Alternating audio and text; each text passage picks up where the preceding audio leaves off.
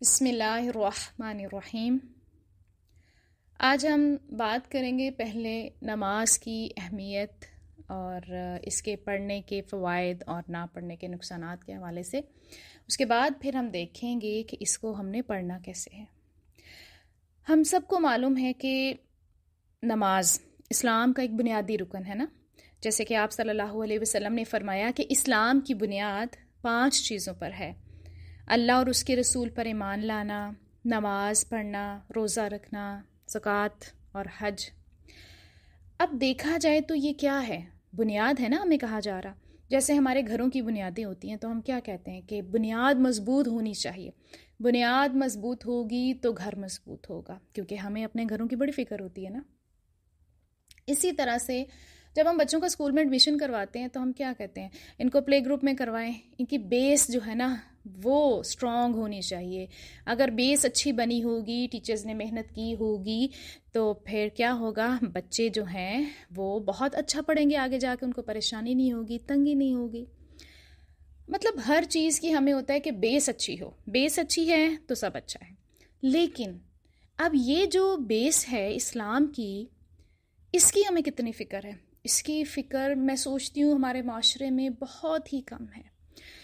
بہت سارے لوگ تو ایسے ہیں ماشاء اللہ جو نماز پڑھتے ہی نہیں ہیں، اور ہم میں سے جو کچھ ایسے ہیں پڑھتے ہیں الحمدللہ، اللہ تعالیٰ نے انہیں توفیق دی ہے، تو اس میں ہماری توجہ نہیں ہوتی، خشوع و خضوع نہیں ہوتا۔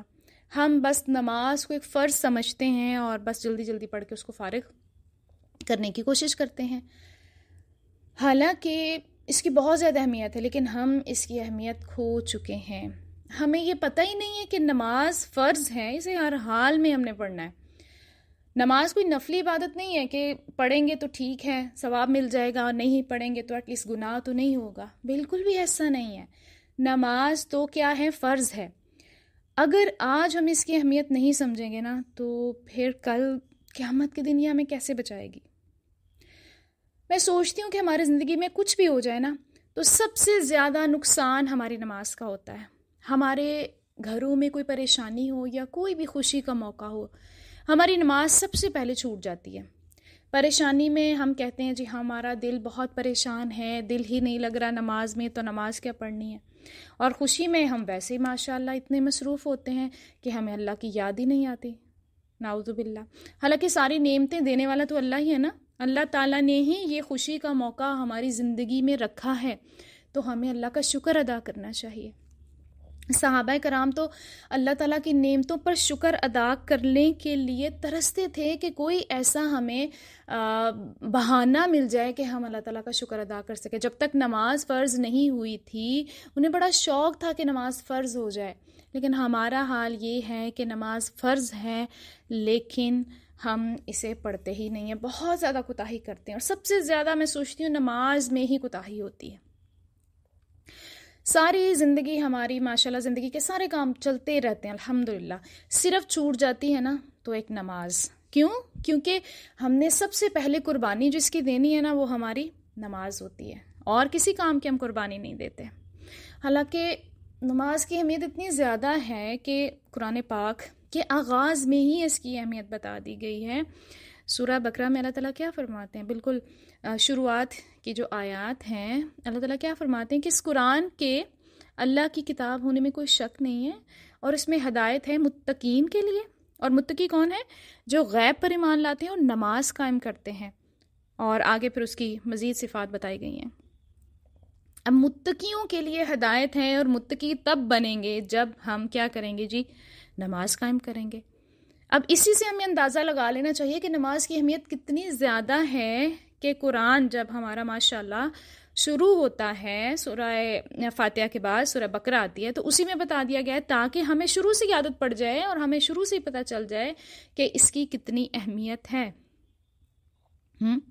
اس کے علاوہ اللہ تعالیٰ سورہ معون میں بھی فرماتے ہیں نا کہ ہلاکت ہو نمازیوں کے لیے جو اپنی نمازوں سے غافل ہیں اور جو ریاکاری کرتے ہیں اور برتنے والی چیز روکتے ہیں۔ یعنی ایسے لوگ جو کبھی نماز پڑھتے ہیں کبھی نہیں پڑھتے، ٹھیک ہے، کچھ لوگ تو ایسے ہیں جو صرف دکھاوے کے لیے نماز پڑھتے ہیں، یا پھر اگر پڑھتے ہیں تو پھر صحیح طریقے سے نہیں پڑھتے، اس میں خشوع و خضوع نہیں ہوتا. اور ہم نے پتہ کیا کیا ہوا ہے، میں یہ دیکھتی ہوں بہت زیادہ کہ جب ہمیں بہت زیادہ پریشانی ہوتی ہے نا، کچھ لوگوں کو، کچھ لوگ بالکل نماز چھوڑ ہی دیتے ہیں نا، اور کچھ لوگ ایسے ہیں جو صرف پریشانی میں نماز پڑھتے ہیں. ادھر کوئی پریشانی آئی نہیں، ادھر ان کا مصلی ماشاءاللہ بچھ جاتا ہے، اور اللہ تعالیٰ سے پھر دعائیں بھی شروع ہو جاتی ہیں اور نمازیں بھی پوری پڑھی جا رہی ہوتی ہیں. اور جیسے ہی وہ پریشانی ہماری ختم ہوتی ہے تو ہم سب کچھ چھوڑ دیتے ہیں. یہ مشرکین مکہ جو تھے نا، یہ تب پکارتے تھے اللہ تعالیٰ کو جب کیا ہوتا تھا، ان پہ کوئی مصیبت آن پڑتی تھی نا، جب وہ سمندروں میں دریاؤں میں جا کے پھنس جاتے تھے تو وہاں کسی اور کو نہیں پکارتے تھے. حالانکہ وہ مشرک تھے لیکن وہ اللہ کو پکارتے تھے. ان کو پتہ تھا کہ یہاں سے ہمیں نکالنے والا صرف اللہ ہے. اللہ اکبر.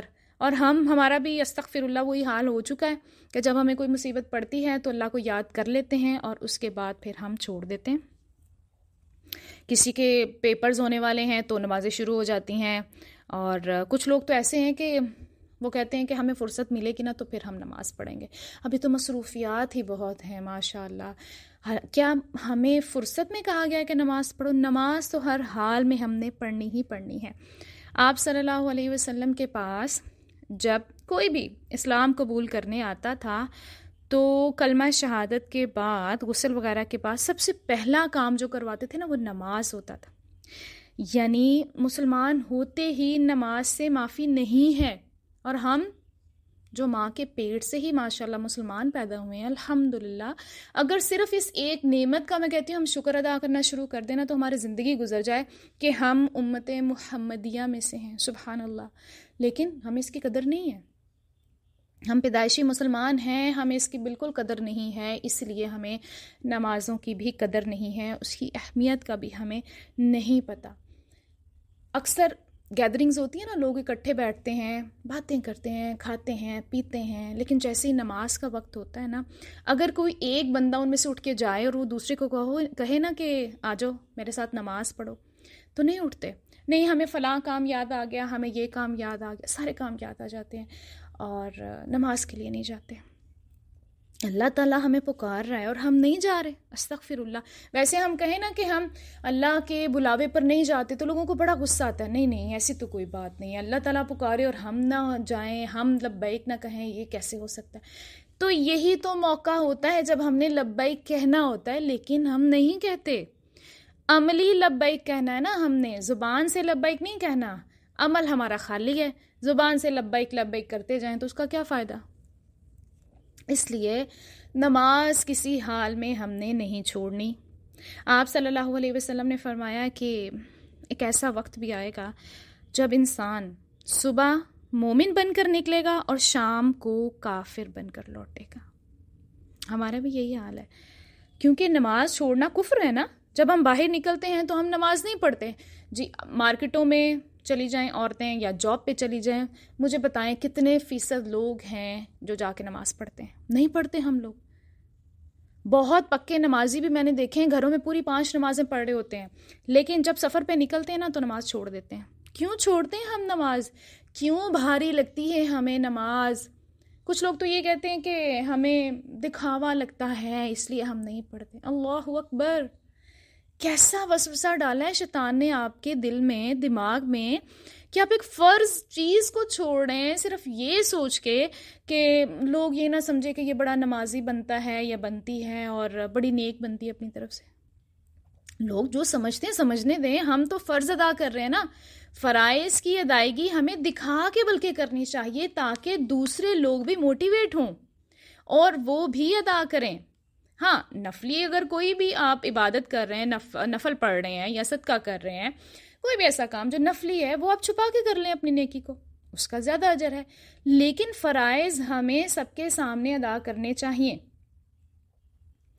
اور ایک بات ہمیشہ ہمیں یاد رکھنی چاہیے کہ دنیا میں کوئی بھی چیز ہمیں نہ محنت کے بغیر نہیں ملتی. تو ہمیں کیا لگتا ہے کہ جنت ہمیں اتنی آسانی سے مل جائے گی؟ سبحان اللہ. دنیا کی حقیر سے حقیر چیز کے لیے بھی ہم بہت زیادہ محنت کرتے ہیں، تو جنت کے لیے کیوں نہیں کرتے؟ کیوں؟ کیونکہ ہمیں جنت کی نہ تو طلب ہے اس طرح سے کیوں؟ کیونکہ ہم سوچتے ہی نہیں ہیں. ہمارے دنیاوی کاموں سے سوچ اوپر جائے تو ہم جنت کے بارے میں سوچیں کہ جنت بھی ہے. سبحان اللہ. جنت کے بارے میں پڑھیں تو ماشاء اللہ خوشی کی انتہا نہیں رہتی. کتنی خوبصورت ہے جنت، اتنی نعمتیں ہوں گی وہاں پہ ہمارے لیے، لیکن ہم تصور ہی نہیں کرتے، نہ سنتے ہیں، نہ پڑھتے ہیں، اور نہ ہی پھر اس کا تصور کر پاتے ہیں، اور نہ ہی پھر اس کی طلب ہوتی ہے، اور نہ ہی پھر اس کے لیے کوشش ہوتی ہے. ساری چیزیں ایک دوسرے کے ساتھ کنیکٹ ہیں. ہم کوئی بھی کام کر لیں، کھانا بنا لیں، کپڑے سلائی کرنا سیکھ لیں، اسکول کی پڑھائی ہو، یا پھر رشتوں کو سنبھالنا ہو، ہر کام کے لیے محنت درکار ہوتی ہے نا، اپنے نفس کو مارنا پڑتا ہے نا. یہاں پہ کیوں نہیں مارتے ہم؟ یہاں کیوں تھک جاتے ہیں ہم؟ سارا کھانا لیڈیز 3 گھنٹے کھڑے ہو کے کچن میں بنا لیتی ہیں، نماز کی باری آتی ہے تو کہتے ہیں کہ نہیں ہم تھکے ہوئے ہیں، نماز نہیں پڑھی جا رہی. اللہ اکبر. آپ صلی اللہ علیہ وسلم نے فرمایا کہ روز قیامت اللہ تعالیٰ بندے سے پہلا حساب نماز کا لے گا. پہلا حساب اللہ کے حق میں جو ہوگا نا وہ نماز کا ہے، اور بندوں کے حق میں جو ہوگا نا وہ خون کا ہے. ٹھیک ہے. اب ذرا سوچیں کہ ہمارا رجسٹر کھولا جا رہا ہے، ہمارے سامنے کھولا جائے گا، تو پہلا سوال کون سا ہوگا ہمارے سامنے؟ نماز کا. اگر ہم نے اس میں ہی کچھ نہیں کیا، اس میں ہی ہم فیل ہو گئے ہیں، تو باقی سوالات کے جواب ہم کیسے دیں گے؟ نہیں دے سکتے نا. امپریشن وہ کیا کہتے ہیں یہاں پہ دنیا میں، ہم کیا کہتے ہیں؟ First impression is the last impression. ہاں ایسے ہی کہا جاتا ہے نا. تو فرسٹ امپریشن ہی ہمارا اتنا خراب ہے. اللہ اکبر. سورہ الانعام میں اللہ تعالیٰ فرماتے ہیں کہ جو لوگ آخرت کا یقین رکھتے ہیں وہ اس کتاب پر یقین رکھتے ہیں اور اپنی نمازوں کی حفاظت کرتے ہیں. حفاظت کیسے کریں گے ہم؟ ہمیشہ پڑھیں گے اس کو، پھر ہوگی حفاظت. یہ نہیں کبھی پڑھی اور کبھی چھوڑ دی، کبھی پورے خوش و خضوع سے پڑھنے کی کوشش کی اور کبھی تو بس جان بوجھ. ایک تو ہوتا نا کہ خیالات دماغ میں آ جاتے ہیں نماز پڑھتے ہوئے، ٹھیک ہے، اس پہ تمہارا بس نہیں ہے. اس میں ہمیں طریقہ بھی بتا دیا گیا ہے کہ کیسے اسے جان چھڑوانی ہے، ٹھیک ہے، لیکن کوشش تو کرتا نا انسان. اور کچھ ہم جان بوجھ کر بس جلدی جلدی 2 ٹھونگے، وہی والی بات ہے، کوے کی طرح مارتے ہیں اور چلے جاتے ہیں کہ بس ہمارا فرض ادا ہو جائے. ہماری کیونکہ ہم مصروف ہیں، ہماری مصروفیت بہت زیادہ ہے. اللہ اکبر. اور اس کے علاوہ آپ صلی اللہ علیہ وسلم نے فرمایا کہ جس شخص نے نماز کی پابندی کی اس پر اڑا رہا، اس نے اپنا دین محفوظ کر لیا. سبحان اللہ. اور جس نے اسے ضائع کر دیا وہ دوسرے معاملات میں بھی بالاولیٰ سست ہوگا. یعنی جو نماز میں سستی کرتا ہے نا، اس پر ہم اعتماد نہیں کر سکتے کہ یہ آپ کا کام بھی وقت پر کرے گا اور نیک نیتی سے کرے گا. جب وہ اللہ جس نے اس کو پیدا کیا ہے، خالق ہے، مالک ہے، ہمارا رب ہے ہمارا، اور ہم اس کی بات نہیں مان رہے صحیح طریقے سے، اپنی امانت پوری نہیں کر رہے، اللہ تعالیٰ کے دیے ہوئے تحفے کو ہم ایکسیپٹ نہیں کر رہے، کیونکہ نماز اللہ تعالیٰ کا دیا گیا تحفہ ہے، ہم ایکسیپٹ نہیں کر رہے اسے. یہ نہیں کہ ہم لفظوں سے کہہ دیں کہ نہیں استغفر اللہ، کیا بات ہو گئی، ہم تو نماز مانتے ہیں. نماز ماننے میں اور نماز کو پڑھنے میں بڑا فرق ہے. ہم صرف اس کو one of the pillars of Islam مانتے ہیں، اسلام کی بنیادوں میں سے ایک بنیاد مانتے ہیں، لیکن عملی ثبوت نہیں دیتے.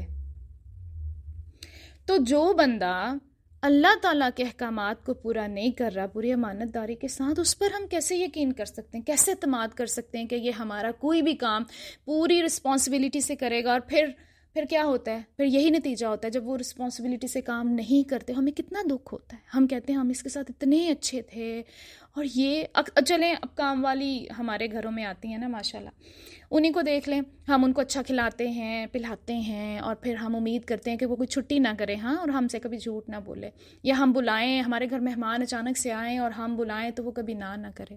ایسے ہی سوچتے ہیں نا ہم. تو جب ہم بلاتے ہیں اور وہ نہیں آتے تو ہمیں کیسا فیل ہوتا ہے، اور ہم دل میں کیا فوراً ہم نے اس پہ اتنے احسان کیے تھے، ہم اس کے ساتھ اتنا اچھا چلے تھے، دوسرے لوگ تو اتنا اچھا نہیں چلتے، پھر اس نے کیا کیا. ہم کیا کر رہے ہیں؟ اللہ تعالیٰ ہماری اتنی ساری نافرمانیوں کے باوجود بھی ہمیں کتنا کچھ عطا کر رہے ہیں، پھر بھی ہم نہیں سدھر رہے، پھر بھی ہم سیدھے راستے پہ نہیں آ رہے. کیوں نہیں آ رہے؟ ہمیں آنا چاہیے. اگر ہمیں اس کا اجر معلوم ہو جائے یا اس کو چھوڑنے کا انجام پتہ چل جائے نا، تو میں کہتی ہوں ہم سب بہت اچھے سیدھے ہو جائیں. ہاں، نماز چھوڑنے والا نا مشرک ہوتا ہے. اب آپ کہیں گے یہ کیسے؟ اس کی دلیل ہے سورہ روم آیت نمبر 31 میں کہ اللہ تعالیٰ کی طرف رجوع کرو، اس سے ڈرتے رہو اور نماز کو قائم رکھو اور مشرکین میں سے نہ ہو جاؤ. یعنی نماز نہ پڑھنے والا استغفر اللہ مشرک ہوتا ہے. اور ہم کتنی آسانی سے اسے چھوڑ دیتے ہیں. چلیں اگر ہم پڑھ رہے ہیں، ہمارے آس پاس کے لوگ جو نہیں پڑھے انہیں ہمیں نماز کے لیے کہنا چاہیے. مشرک کیسے ہو گیا؟ کیونکہ شرک تو یہ ہوتا ہے نا کہ اللہ تعالیٰ کے ساتھ شرک کیا ہے کہ کسی نہ کسی کو شریک کیا جائے. یعنی جو اللہ تعالیٰ کر سکتے ہیں ہمارے لیے، ہم کہیں کہ یہ فلاں فلاں انسان یا کوئی بھی چیز یہ بھی یہ کام کر سکتا ہے. ہم ایسے ہی کرتے ہیں. ہم کیا کرتے ہیں؟ ہم اللہ تعالیٰ کی بجائے اس دوسری چیز جس میں بھی ہم مصروف ہیں، جس کی وجہ سے ہم نے نماز چھوڑی ہے، ہم اس کو زیادہ اہمیت دے رہے ہیں اللہ تعالیٰ سے. تبھی تو پھر یہ شرک بن جاتا ہے. یعنی ہماری نظر میں جیسے ہم گیم کھیل رہے ہیں یا ہم کھانا بنا رہے ہیں تو ہماری نظر میں اس کی اہمیت زیادہ ہے، تبھی تو ہم نے اس کو جاری رکھا اور نماز نہیں پڑھی. آپ صلی اللہ علیہ وسلم نے کیا فرمایا کہ بندے اور شرک اور ایمان کے بیچ فرق صرف نماز ہے، اسے ترک کرنے والا مشرک کہلاتا ہے. اور ایک اور جگہ فرمایا، آپ صلی اللہ علیہ وسلم نے فرمایا کہ نماز چھوڑنا کفر ہے. بندے اور کفر اور ایمان کے بیچ فرق صرف نماز ہے. یعنی ہم اللہ تعالیٰ کے احکامات کا انکار کر رہے ہیں نا، تو کفر کر رہے ہیں. جو میں نے ابھی بتایا کہ ہم زبان سے تو جیسے ہم مسلمان ہیں، چلیں ہم تو مان لیتے ہیں زبان سے، لیکن عمل سے ثابت نہیں کرتے کہ ہم اللہ تعالیٰ کے حکم کو مان رہے ہیں. اب یہ کفر اور شرک تو بہت بڑے گناہ ہیں نا. اب اس سے نچلا درجہ جو ہے نا وہ نفاق کا ہے، کیونکہ منافقین جو ہوں گے نا وہ جہنم کے سب سے نچلے درجے میں ہوں گے. تو جو نماز چھوڑتا ہے نا وہ منافق بھی ہو جاتا ہے. کیوں؟ سورہ نساء میں اللہ تعالیٰ فرماتے ہیں آیت نمبر 142 میں کہ بے شک منافق اللہ سے چال بازیاں کر رہے ہیں اور وہ انہیں اس چال بازی کا بدلہ دینے والا ہے. اور جب نماز کو کھڑے ہوتے ہیں تو بڑی کاہلی کی حالت میں کھڑے ہوتے ہیں، صرف لوگوں کو دکھاتے ہیں اور اللہ کا ذکر بہت کم کرتے ہیں. میں کہتی ہوں کہ استغفر اللہ، اللہ تعالیٰ ہم سب کو معاف کرے. یہ کون سی چیز ہے جو ہماری نمازوں میں نہیں ہے؟ بڑی سستی کے ساتھ کیا ہم نہیں کھڑے ہوتے ہیں؟ ہر چیز ہم بڑے جوش و جذبے سے کر لیتے ہیں، اور نماز کے لیے ہم اتنی سستی سے آتے ہیں کہ جیسے بس ساری دنیا جہان کی تھکاوٹ اور سارے دنیا جہان کے جو غم ہے نا وہ بس اسی وقت آ گئے ہیں ہم پر جب نماز کا وقت آیا ہے. اور لوگوں کو دکھانے کے لیے کچھ لوگ تو نماز پڑھ لیتے ہیں اور کچھ ان کو دکھانے کے لیے لمبی لمبی نماز کر لیتے ہیں. اپنے جب گھر میں پڑھتے ہیں نا روٹین میں تو چھوٹی کوئی سورہ پڑھی اور چلے گئے، لیکن جب کوئی ہو تو بڑے سکون سے اطمینان سے نماز پڑھتے ہیں، لمبی قرات بھی کرتے ہیں. تو ذرا سوچیں ہم کس کے لیے کر رہے ہیں، کس کو دکھا رہے ہیں؟ ہم اللہ تعالیٰ کے لیے تو نہیں کر رہے. اگر اللہ تعالیٰ کے لیے کر رہے ہوتے تو پھر اکیلے میں بھی ایسے ہی کرتے. اور تیسری بات کیا بتائی کہ اللہ کا ذکر بہت کم کرتے ہیں. ہم بھی تو یہی کرتے ہیں، ہم دنیا جہان کی پلاننگ اپنے نماز میں کرتے ہیں. ساری سوچیں، ساری بھولی ہوئی چیزیں ہمیں تبھی یاد آنی ہوتی ہے جب ہم نماز پڑھ رہے ہوتے ہیں. تو پھر اللہ کا ذکر تو ہم کم کر رہے ہوتے ہیں نا، ہمیں پتہ ہی نہیں ہے. سب سے بڑا مسئلہ یہ ہے کہ ہمیں پتہ ہی نہیں ہم اللہ تعالیٰ سے کیا کہہ رہے ہیں. ہم اللہ تعالیٰ سے باتیں کر رہے ہوتے ہیں نا اس وقت، کیا باتیں کر رہے ہوتے ہیں. ہمیں نہ ٹرانسلیشن کا پتہ ہے، نہ ہم نے کبھی سیکھنے کی کوشش کی ہے. بیسک ہی نہیں پتہ ہمیں کہ اللہ تعالیٰ سے ہم کیا کہہ رہے ہیں.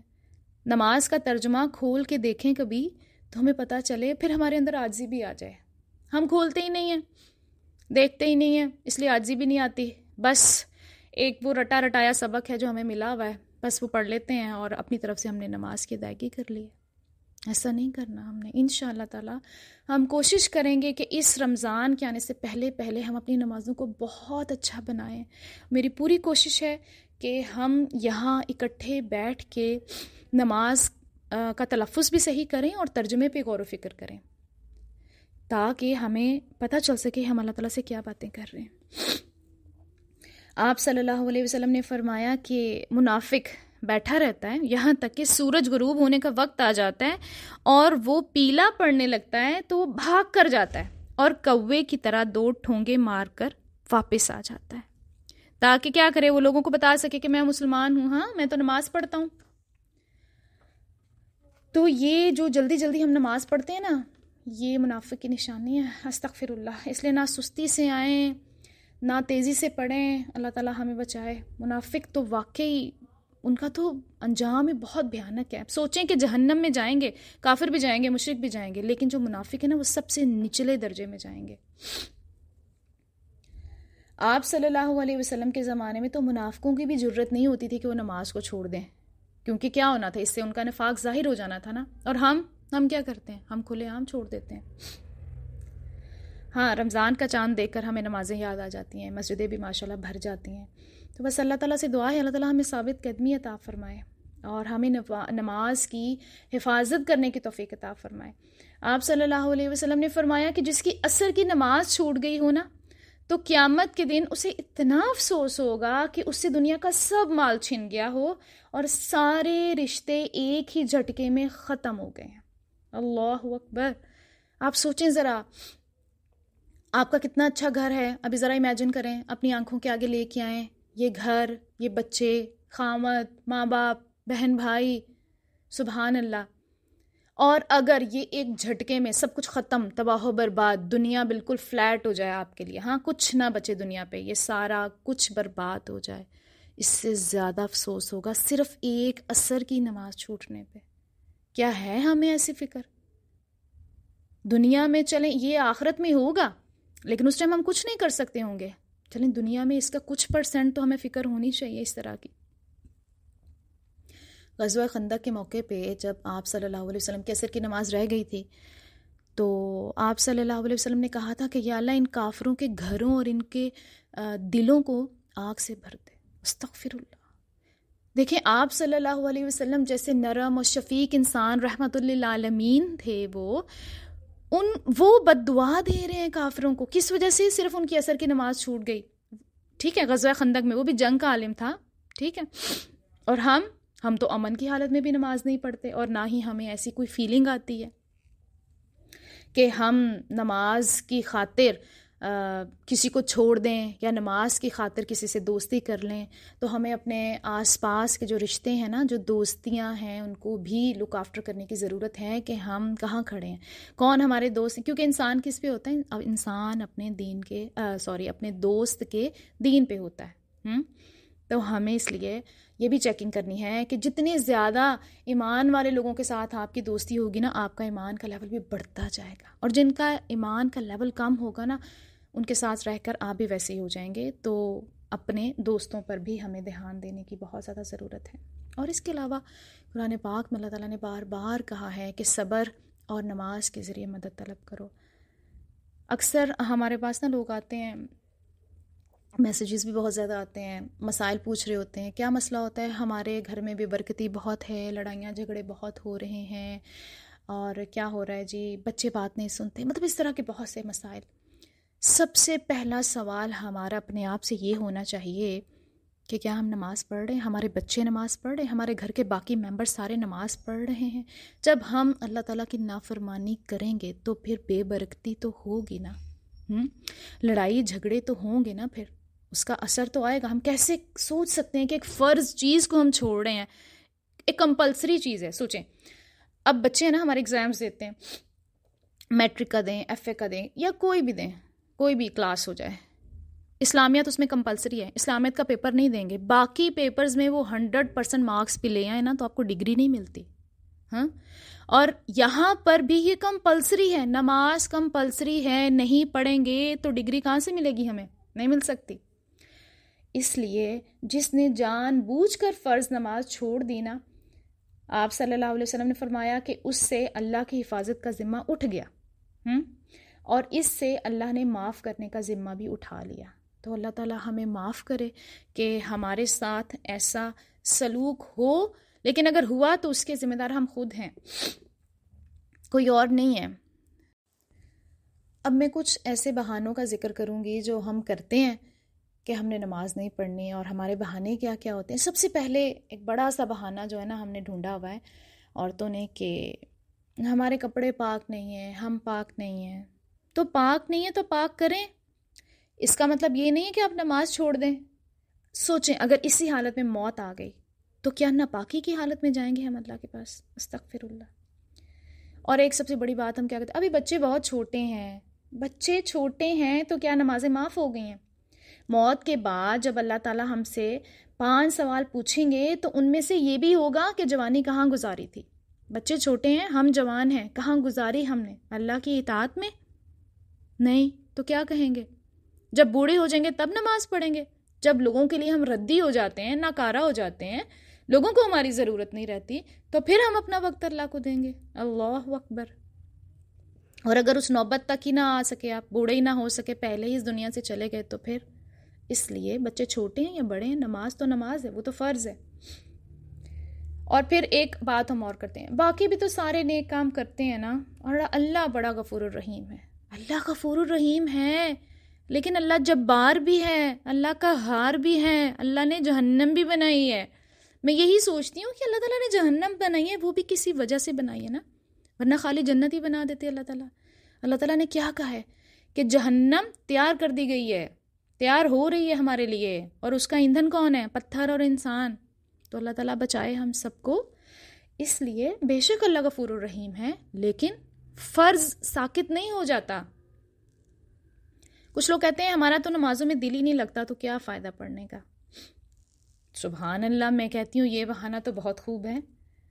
جب کوئی چوری کرنے آپ کے گھر آتا ہے، چور آتا ہے، تو کیا کہتے ہیں آپ؟ تجوری کھلی چھوڑ دیتے ہیں رات کو کہ ہاں چور آئے گا خود ہی لے جائے گا، اب چوری تو ہونی ہے؟ کبھی بھی نہیں کرتے۔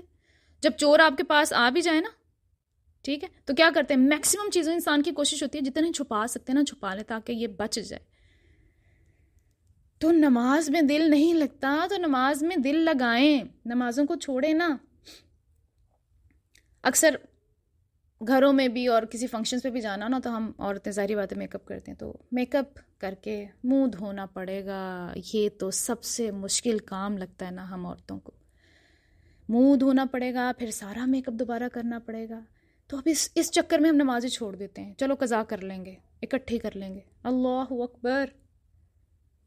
خوف میں بھی، جنگ کی حالت میں بھی نماز خوف پڑھنے کا کہا گیا ہے، نماز چھوڑنے کا نہیں کہا گیا۔ تو ہم پہ تو کوئی خوف ہی نہیں ہے، ہمارے تو اپنے مزے چل رہے ہیں، تو میک اپ، اللہ اکبر، میں کہتی ہوں اس کے لیے تو میرے پاس لفظ ہی نہیں بچتے کہ یہ بہت ہی فضول قسم کا بہانہ ہوتا ہے ہمارا۔ منہ دھوئیں، نمازیں پڑھیں، اسی بہانے ہم کم میک اپ لگائیں گے، جو چہروں پہ اتنا سارا میک اپ تھوپ لیتے ہیں ہم لوگ۔ اور اس کے علاوہ بس ایک بات اور کہوں گی کہ امام غزالی رحمہ اللہ نے فرمایا کہ ایک شخص سجدہ کرتا ہے اس خیال سے کہ اس سجدے سے اللہ کا تقرب حاصل کرے گا، اس اللہ کی قسم اگر اس کے اس سجدے کا گناہ تقسیم کیا جائے تو سارا بلد یعنی سارا شہر ہلاک کر دیا جائے۔ پوچھا گیا وہ کیسے؟ فرمایا وہ اپنا سر اللہ کے سامنے جھکاتا ہے مگر اپنے نفس، گناہوں، اپنی شہوت اور دنیا کی محبت میں مصروف ہوتا ہے۔ تو یہ سجدہ کیسا ہے؟ تو بس یہ سوال ہم نے بھی اپنے آپ سے کرنا ہے کہ ہمارا سجدہ کیسا ہے؟ کبھی ہم نے نماز پڑھ کے محسوس کیا کہ نماز آنکھوں کی ٹھنڈک ہے اور مجھے وہ ٹھنڈک محسوس ہوئی؟ نہیں ہوئی تو پھر ہماری نماز ٹھیک نہیں ہے۔